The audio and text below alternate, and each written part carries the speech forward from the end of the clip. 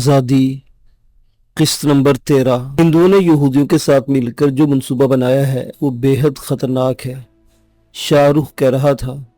मुतासिब हिंदू नौजवानों की तखरीबकारी, दहशतगर्दी और छापामार जंग की जो ट्रेनिंग दी जा रही है, इसका मकसद ये है कि वादी कश्मीर से ज़्यादा तबाही फैलाई जाए। आज़ादी का नारा लगाने वालों का गला घूंटकर उनकी आवाज़ दबा दी जाए।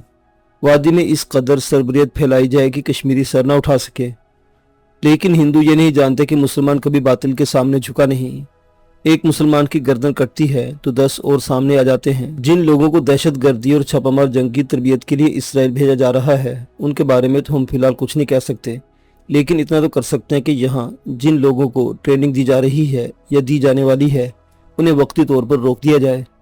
मैं जानता हूँ कि हमारी इस कार्रवाई से ज़्यादा फर्क नहीं पड़ेगा, लेकिन इतना ज़रूर होगा कि हम इनके मंसूबे में ताख़ीर पैदा कर देंगे। हमारा क्या मंसूबा है?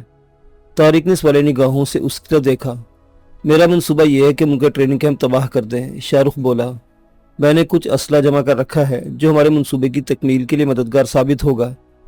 सबसे पहले हम आज रात इसराइली एयरलाइन के उस तैयारे को तबाह कर देंगे जो जंगी माहिरीन को लेकर आ रहा है। जैसा कि मैंने पहले ही कहा था कि हमारी इस कार्रवाई से उनका मंसूबा ख़त्म नहीं होगा, लेकिन वक्ती तौर पर इसमें रखना ज़रूर आ जाएगा। हम अगर एक ग्रुप को ख़त्म कर देंगे तो उसकी जगह दूसरा ग्रुप आ जाएगा। हम अपना ये सिलसिला उस वक्त तक जारी रखेंगे जब तक हमारे दम में दम रहेगा। सबसे पहले हमें आज रात उस तैयारे को तबाह करने की प्लानिंग करनी है। हम अपनी ये कार्रवाई एयरपोर्ट से दूर रहकर करेंगे। नक्शा देखोगे तो मेरी बात तुम्हारी समझ में आ जाएगी। शाहरुख ने मेज़ पर दहली का नक्शा बिछा दिया।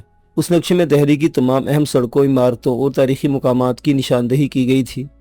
ये सफ्दरजंग एयरपोर्ट है। उसने पेंसिल की नोक से नक्शे पर एयरपोर्ट की निशानदेही की। ये तुगलक रोड है जो सफ्दरजंग के एयरपोर्ट के करीब से गुजरती हुई रिंग रोड से जा मिलती है। ये लोधी रोड है जो एयरपोर्ट से हुमायूं के मकबरे की तरफ चली गई है। यहाँ एक तरफ अलीगंज और दूसरी तरफ सफ्दरजंग एयरपोर्ट, और ये बाईं तरफ तुगलक रोड के बिल्कुल साथ सफ्दरजंग का मकबरा है और इससे आगे रेस कोर्स है। सफ्दरजंग का मकबरा एयरपोर्ट के बिल्कुल सामने है। यहाँ से एयरपोर्ट पर किसी भी जहाज को मिसाइल से निशाना बनाया जा सकता है। ज़रूरत सिर्फ मुहारत और निशाने की है। और तारिक, मेरा ख्याल है तुम्हें मिसाइल फायर करने की ट्रेनिंग भी दी गई है। शाहरुख ने खामोश होकर तारिक की तरफ देखा। मैं स्टिंगर मिसाइल भी चलाना जानता हूँ, तारिक ने कहा। गुड, शाहरुख मुस्कुराया। आज रात तुम स्टिंगर मिसाइल फायर करके अपनी मुहारत का मुजाहरा करोगे? Stinger missile? तारिक ने हैरत से उसकी तरफ देखा। हाँ, स्टिंगर मिसाइल कैसे आ गया? कोई बात नामुमकिन नहीं है, शाहरुख मुस्कुराया। हमारे पास स्टिंगर मिसाइल इतनी तादाद में मौजूद है कि दिल्ली जैसे शहर को तबाह किया जा सकता है। मेरा ख्याल है कि सिक्योरिटी की गैर मामूली इंतजाम किए गए होंगे। क्या सफदरजंग मकबरा उनकी नज़रों में नहीं होगा? सिक्योरिटी के इंतजाम जरूर होंगे, लेकिन सिर्फ एयरपोर्ट की हद तक। मैं नहीं समझता कि उन्होंने एयरपोर्ट की हदूद से बाहर भी तवज्जो दी होगी, लेकिन बहरहाल हमें रिस्क को लेना ही पड़ेगा। वापसी के बारे में क्या सोचा है? तारिक ने सवाले निगाहों से उसकी तरफ देखा। ये तय करना भी बाकी है, शाहरुख ने कहा।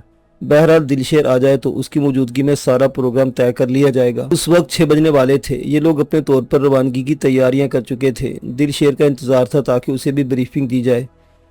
इस वक्त जन्नत बीबी कमरे में आई तो शाहरुख ने उसे चाय के लिए कह दिया। ठीक 7 बजे दिलशेर पहुंच गया। वो लोग एक बार फिर मेज़ के गिर जमा हो गए। मेज़ पर नक्शा बिछा हुआ था। शाहरुख ने सारा मंसूबा एक बार फिर दोहराया, फिर बोला, हम लोग 3 गाड़ियों में यहाँ से अलग अलग रवाना होंगे। पहली गाड़ी ठीक 9 बजे के बाद यहाँ से निकलेगी। इसमें तारिक और दिलशेर होंगे। ये गाड़ी जनूबी सेक्रेटेरिएट के करीब से गुजरकर सरदार पटेल रोड से होती मोती बाग की तरफ जाएगी। वहाँ से रिंग रोड का रास्ता इख्तियार करते हुए अलीगंज और वहाँ से सफदरजंग के मकबरे पर पहुँचेगी। दूसरी गाड़ी पहली गाड़ी के ठीक 5 मिनट बाद रवाना होगी। उसमें मुराद अली होगा। ये गाड़ी नेशनल आर्ट गैलरी के करीब से कॉर्नवाल्स रोड और पृथ्वीराज रोड से होती मकबरे का रुख करेगी। तीसरी गाड़ी में मैं हूँगा। मैं दूसरी गाड़ी के ठीक 5 मिनट बाद यानी 9:10 पर यहाँ से रवाना होगा। मैं डॉक्टर जाकिर हुसैन रोड और लोधी रोड से होता हुआ सफ्दरजंग के मकबरे पर पहुँचूंगा। ये बात जहन में रहे कि मकबरे वाली सड़क पर मुड़ते ही गाड़ियों की तमाम बत्तियाँ बुझा दी जाएंगी। मकबरे पर पहुँचने के बाद एक दूसरे से रब्ता करने के लिए बिल्ली की आवाज़ का सिग्नल इस्तेमाल किया जाएगा। सबसे पहले मैं सिग्नल दूंगा, इसके बाद दूसरे। शाहरुख चंद लम्हों को खामोश हुआ, फिर बात जारी रखते हुए बोला, कार्रवाई मुकम्मल करने के बाद हमारी वापसी का रास्ता भी मुख्तलिफ होगा। पार्टी नंबर 1 यानी तारिक और दिलशेर पॉइंट 3 पर जाएंगे। पार्टी नंबर 2 अली मुराद पॉइंट नंबर 1 पर और पार्टी नंबर 3 यानी मैं पॉइंट 2 पर जाऊंगा। और अब शाहरुख ने जुज़दान में लिपटा हुआ कुरान शरीफ मेज़ पर रख दिया। हम सब अल्लाह के इस पाक कलाम पर हाथ रखकर कसम खाएंगे, अगर हम में से कोई पकड़ा गया तो हम जान दे देंगे, लेकिन अपने किसी साथी या ठिकाने का नाम पता नहीं बताएंगे। سب نے قرآن شریف پر ہاتھ رکھ کر قسم کھائی اور اس طرح یہ میٹنگ ختم ہو گئی۔ 8 بجے جنت بی بی نے کھانا لگا دیا۔ اگرچہ کھانے کا وقت تھا لیکن کسی کا بھی دل کھانے کو نہیں چاہ رہا تھا۔ سب ایک آدھ لقمہ ہی لے کر رہ گئے۔ طارق اپنے آپ میں ایک سنسنی کی عجیب سی کیفیت محسوس کر رہا تھا۔ کشمیر میں اگرچہ وہ مجاہدین کے ساتھ مل کر بھارتی فوجیوں کے خلاف چھوٹی موٹی چھاپہ مار کارروائیوں میں حصہ لیتا رہا تھا، لیکن ہندوؤں کی اپنی سرزمین پر کسی بڑی کارروائی میں وہ پہلی بار حصہ لے رہا تھا۔ وہ اچھی طرح جانتا تھا کہ اگر پکڑا گیا تو اسے ناقابل تصور اذیتیں دے دے کر ہلاک کر دیا جائے گا، لیکن وہ موت سے نہیں ڈرتا تھا۔ اگر موت کا خوف ہوتا تو مجاہدین کی تنظیم میں شامل نہ ہوتا۔ وہ سر پر کفن باندھ کر گھر سے نکلا تھا۔ 8:55 پر انہوں نے اپنی گھڑیاں ملائیں اور ٹھیک 9 بجے طارق اور دلشیر کی گاڑی کوٹھی سے نکل گئی۔ طارق پیسنجر سیٹ پر بیٹھا ہوا تھا اور دلشیر نے اسٹیئرنگ سنبھال رکھا تھا۔ گاڑی مقررہ راستوں سے ہوتی ہوئی جیسے ہی صفدر جنگ کے مقبرے کی طرف جانے والی سڑک پر مڑی، دلشیر نے گاڑی کی تمام بتیاں بجھا دیں۔ اس نے گاڑی اندر لے جا کر ایک شکستہ دیوار کے پیچھے کھڑی کر دی۔ وہ دونوں اتر کر اس سے تقریباً 20 گز دور ایک اور دیوار کے پیچھے کھڑے ہو گئے۔ مقبرے میں تاریکی اور سناٹا تھا۔ ایک عجیب سی ہیبت ناکی تھی جو چاروں طرف بکھری ہوئی نظر آ رہی تھی۔ چند منٹ بعد گاڑی کی آواز سن کر وہ محتاط ہو گئے۔ گاڑی تاریکی میں کہیں رکی اور سناٹے میں قدموں کی مدھم سی آواز سنائی دینے لگی جو بالآخر ایک جگہ رک گئی۔ اس کے بعد پھر سناٹا طاری ہو گیا۔ اس کے چند منٹ بعد تیسری گاڑی بھی مقبرے کی حدود میں کسی جگہ آ کر رکی۔ قدموں کی آواز رکی اور سناٹا اچانک۔ اس سناٹے میں بلی کی آواز سنائی دی۔ تیسری آواز پر شیردل نے بھی منہ سے بلی کی آواز نکالی اور طارق کو اشارہ کرتا ہوا پہلی آواز کی سمجھ چل دیا، اور پھر تیسری جگہ سے بلی کی آواز سنائی دی۔ چند منٹ بعد تینوں پارٹیاں ایک جگہ جمع ہو چکی تھیں۔ شاہ رخ کے پیروں کے قریب لکڑی کا ایک لمبا سا باکس رکھا ہوا تھا۔ اس نے باکس اٹھا لیا اور مقبرے میں داخل ہو گئے۔ مقبرے کے اندر شکستہ سیڑھیاں چڑھ کر وہ گنبد پر پہنچ گئے۔ گنبد کے ساتھ صرف 3 فٹ چوڑی کارنس بنی ہوئی تھی۔ اس کارنس تک پہنچنے کے لیے تنگ سا دروازہ تھا۔ لکڑی کا باکس دروازے میں رکھ دیا گیا۔ تم دونوں نیچے جاؤ، ہوشیار رہنا۔ اگر کوئی گڑبڑ محسوس کرو تو بلی کی آواز کا سگنل دینا۔ شاہ رخ نے دلشیر اور مراد علی سے مخاطب ہو کر کہا، کیا بلی کی آواز کا سگنل یہاں تک سنائی دے جائے گا؟ دلشیر نے پوچھا۔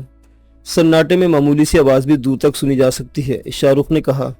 وہ دونوں سنبھل کر تاریکی میں شکستہ سیڑھیاں نیچے اترنے لگے۔ وہ سامنے صفدرجنگ ایئرپورٹ کی روشنیاں ہیں، لیکن رن وے کی بتیاں بھی بجھی ہوئی ہیں۔ غالباً طیارے کی آمد سے چند منٹ پہلے چلائی جائیں گی۔ ہوا کا رخ مغرب سے مشرق کی طرف ہے۔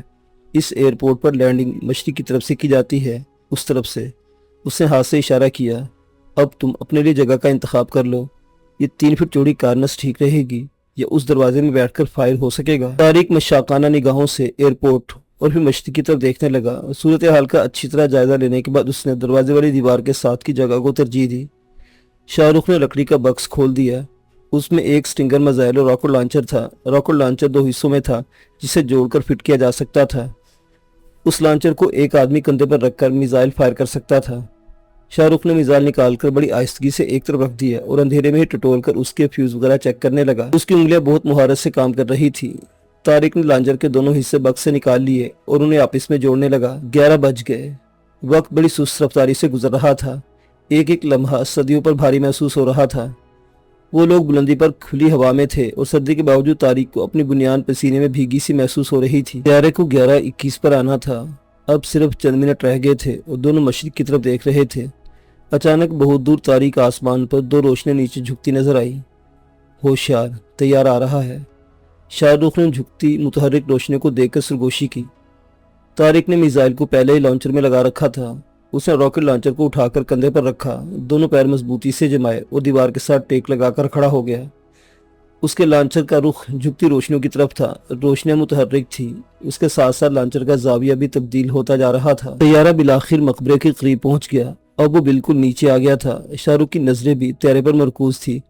طیارہ اب لینڈنگ کے لیے رن وے پر جھک رہا تھا۔ فائر! شاہ رخ دانت بھینچ کر چیخا۔ طیارہ زد میں تھا۔ طارق نے میزائل فائر کر دیا۔ اسے ایک زوردار جھٹکا لگا، وہ لڑکھڑا گیا۔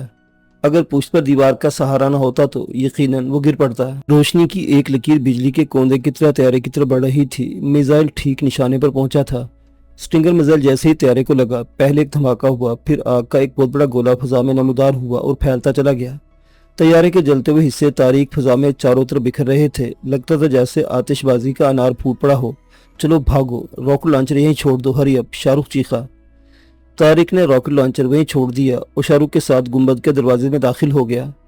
اس کا جسم پسینے سے تر ہو رہا تھا۔ وہ ایک ہاتھ دیوار سے ٹکائے شاہ رخ کے پیچھے تیزی سے سیڑھیاں اترنے لگا۔ اپنے اپنے ٹھکانوں پر پہنچ کر جتنی جلدی ممکن ہو سکے اس علاقے سے نکل چلو، شاہ رخ نے مقبرے کی عمارت سے باہر آتے ہی چیخ کر کہا اور اپنی کار کی طرف دوڑ گیا۔ طارق دلشیر کے ساتھ اپنی کار کی طرف دوڑا۔ تینوں کاریں مقبرے کی حدود سے نکل کر طوفانی رفتار سے مین روڈ کی طرف دوڑنے لگی۔ مین روڈ پر پہنچتے ہی ان کے راستے مختلف ہو گئے۔ شاہ رخ کی کار کا تغلق روڈ کی طرف، مراد علی کی کار پرتھوی راج روڈ کی طرف نکل گئی اور دلشیر نے اپنی کار لودھی روڈ کی طرف موڑ دی۔ ہمایوں کے مقبرے کے قریب سے دلشیر نے گاڑی رنگ روڈ پر بائیں طرف موڑ دی اور جمنا کے ساتھ ساتھ ہوتے وہ کوٹلہ فیروز شاہ کی طرف بھاگ نکلے۔ کوٹلہ فیروز شاہ کی ایک تنگ سی گلی میں کار روک کو نیچے اتر آئے اور کچھ دور چلتے رہے، پھر ایک مکان کے سامنے رک گئے۔ دلشیر نے جیب سے چابی نکال کر دروازہ کھولا اور دونوں اندر داخل ہو گئے۔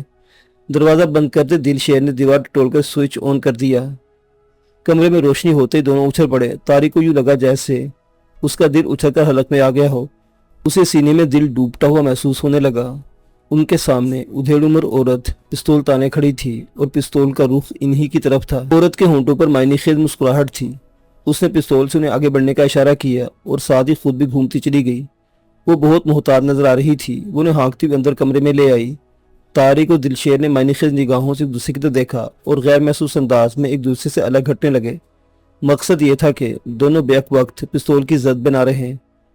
اس عورت نے بھی شاید ان کی اس حرکت کو محسوس کر لیا تھا۔ وہ مخصوص انداز میں پستول کو حرکت دیتے ہوئے بلی کی طرح گھرائی۔ ایک دوسرے کے قریب رہو، درمیانی فاصلہ زیادہ کرنے کی ضرورت نہیں۔ ارے یہ کیا؟ طارق اس عورت کے پیچھے دیکھتے ہوئے بولا۔ اس کے لہجے میں بے پناہ حیرت تھی، آنکھوں میں وحشت سی ابھر آئی تھی۔ عورت نے جلدی سے گھوم کر پیچھے دیکھا۔ طارق کو اسی لمحے کا انتظار تھا۔ وہ کسی طاقتور اسپرنگ کی طرح اپنی جگہ سے اچھلا اور عورت کے اوپر جا گرا۔ اس کا ایک ہاتھ عورت کے پستول والے ہاتھ پر پڑا۔ پستول اس عورت کے ہاتھ سے چھوٹ کر دور جا گرا اور طارق عورت کو ساتھ لیتا ہوا سامنے بچھی چارپائی پر ڈھیر ہو گیا۔ عورت کے منہ سے ہلکی سی چیخ نکل گئی۔ طارق نے عورت کو پوری طرح گرفت میں لے لیا۔ اس کا ایک ہاتھ عورت کے حلق پر پہنچ چکا تھا۔ عورت کے منہ سے گھٹی گھٹی آواز نکلی، ارے چھوڑ دو مجھے، یہ کیا کر رہے ہو؟ طارق عورت کی بدلی آواز سن کر چونکے بغیر نہ رہ سکا۔ عورت کے گلے پر اس کی گرفت ڈھیلی پڑ گئی۔ دوسری طرف شیردل نے لپک کر عورت کا پستول اٹھا لیا تھا۔ ارے یہ پستول تو نقلی ہے، اس نے حیرت زدہ لہجے میں کہا۔ تو میں کون سی اصلی ہوں؟ عورت کے منہ سے آواز نکلی۔ دل تو چاہتا ہے کہ تمہارا واقعی گلا گھونٹ دوں، طارق نے کہتے عورت کے نرخے پر ہلکا سا دباؤ ڈالا، پھر اسے چھوڑ کر الگ ہو گیا۔ اب وہ ہنا کی آواز پہچان گیا تھا۔ یہ بہت خطرناک مذاق تھا۔ اگر ہم میں سے کوئی تمہیں گولی ہی مار دیتا تو؟ اٹھ کر ہنا کو گھورنے لگا۔ تو میں مر جاتی، ہنا نے اٹھتے ہوئے کہا۔ وہ ایک ہاتھ سے اپنا گلا سہلا رہی تھی۔ بہت سخت ہیں تمہارے ہاتھ، میرا تو سانس گھٹنے لگا تھا۔ یہ کیا مذاق تھا؟ اس مرتبہ دلشیر نے اسے گھورا۔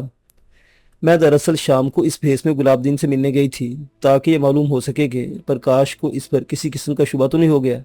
شاہ رخ نے کہا تھا کہ میں واپس پوائنٹ 3 پر جاؤں۔ اس نے مجھے یہ بالکل نہیں بتایا تھا کہ تم لوگ بھی یہاں آؤ گے۔ بہرحال میں گلاب دین کے گھر بیٹھی سے باتیں کر رہی تھی کہ پرکاش بھی آ گیا۔ وہ خاصا پریشان اور سہما سہما سا لگ رہا تھا۔ اسے گلاب دین پر ہونے والے تشدد کا بھی افسوس تھا۔ اس ڈرامے میں اصلیت کا رنگ بھرنے کے لیے شاہ رخ نے گلاب دین پر کچھ زیادہ ہی تباہ آزمائی کر ڈالی تھی۔ اس کا چہرہ ابھی تک سوجا ہوا ہے۔ بہرحال پرکاش کو گلاب دین پر کسی قسم کا شبہ نہیں ہوا۔ وہ مجھے گلاب دین کا دوست سمجھ رہا تھا۔ وہ ہم دونوں کو کھانا کھلانے کے ہوٹل لے گیا جہاں کچھ زیادہ ہی دیر ہو گئی۔ میں بھی چند منٹ پہلے یہاں پہنچی ہوں۔ اپنا یہ حلیہ تبدیل کرنے کے بارے میں سوچ رہی تھی کہ بیرون دروازے کے تالے میں چابی گھمانے کی آواز سنائی دی، اور اس کے بعد جو کچھ ہوا وہ تمہیں معلوم ہی ہے۔ انہوں نے کہتے ہوئے سر پر سے وگ اتار دی۔ وگ کے ساتھ اس کے چہرے پر سے ایک باریک سی جھلی بھی اترتی چلی گئی۔ اب اس کا اصلی چہرہ ان کے سامنے تھا۔ یہ پستول تم نے کہاں سے لیا تھا؟ دلشیر نے ہاتھ میں پکڑی نکلی پستول کی طرف اشارہ کرتے ہوئے کہا۔ تم جانتے اس مکان میں ایک فیملی رہائش پذیر ہے جن میں 2 بچے بھی شامل ہیں۔ اس فیملی کو شاہ رخ نے غالباً ایک دو روز کے لیے کہیں اور بھیج دیا ہے۔ یہ پستول کسی بچے کا ہوگا جو دوسرے کمرے میں کرسی پر پڑا ہوا تھا۔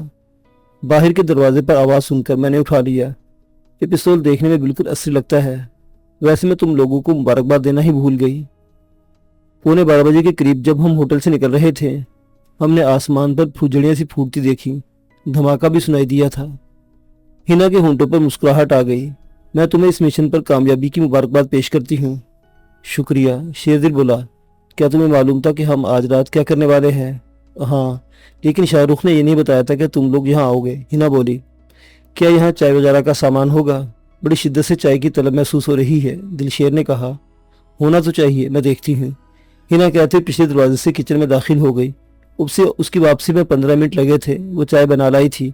उसने एक का एक कप दोनों को दे दिया और खुद एक ले लिया। चाय की चुस्के लेते सूरत हाल पर गुफ्तगू करने लगे। रात 2 बजे के लगभग हिना ऊँगने लगी तो तारिक और दिलशेर भी उठकर दूसरे कमरे में आ गए। दिलशेर तो सोफे पर लेट गया, लेकिन तारिक कुर्सी पर बैठा अपनी आज की इस कार्रवाई के बारे में सोचने लगा। उसने जिंदगी में पहली मर्तबा इतना बड़ा कारनामा अंजाम दिया था जिससे उसे बेहद खुशी महसूस हो रही थी।